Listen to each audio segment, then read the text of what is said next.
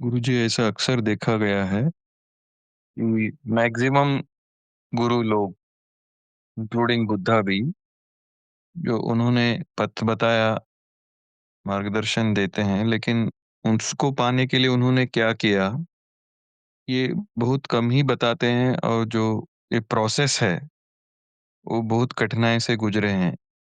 तो कम ही और कहीं कम लोगों को ही बताते हैं। ऐसा क्यों? सबको नहीं बताते। आप 2500 साल पुरानी बात कर रहे हो। किसी को भी नहीं मालूम उन्होंने क्या किया है। सब लोग अनुमान लगा रहे हैं।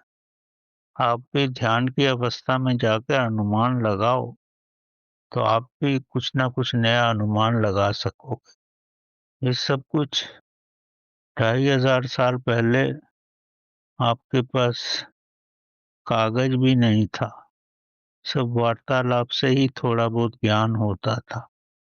आजकल तो आपके पास सब कुछ है।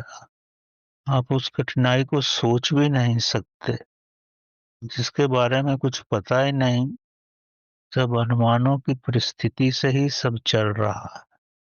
चूंकि व्यक्तियों ने इस साधना के पथ पे जाकर कुछ प्राप्त किया है, जो पिछले 100-200 साल में, वही हमारे समक्ष है। और वही हम ज्ञान को बुद्ध के ज्ञान से या कृष्ण भगवान की गीता के संबंध से हम जो बात करते हैं, वास्तविक में सब क्या है, कहाँ से सब प्रारंभ हुआ, वो किसी को नहीं पता। हमारे समक्ष जो भी है, जो अनुभव है, वो पिछले 200-300 साल के ही वास्तविक अनुभव, जो व्यक्तियों ने अपने पुस्तकों में लिखे हैं या अपने एक्सपीरियंस को एक्सप्रेस किया है, वही है। और जब तक आप स्वयं के अंदर उसको अनुभव नहीं करते, तो उनके शब्दों पर भी जाने का कोई मतलब नहीं। अगर आपको स्वयं के अंदर वैसा ही अनुभव होता है और उससे अलग भी हो सकता है, तो ये तो कई रास्ते हैं, तो वही आपके लिए वास्तविक अनुभव होगा।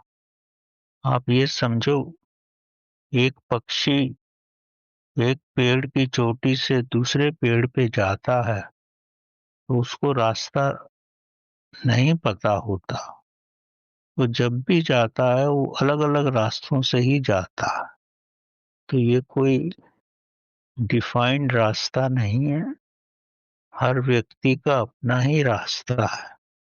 तो इसीलिए महात्मा बुद्ध का जो अंतिम वाक्य है, वही सत्य है।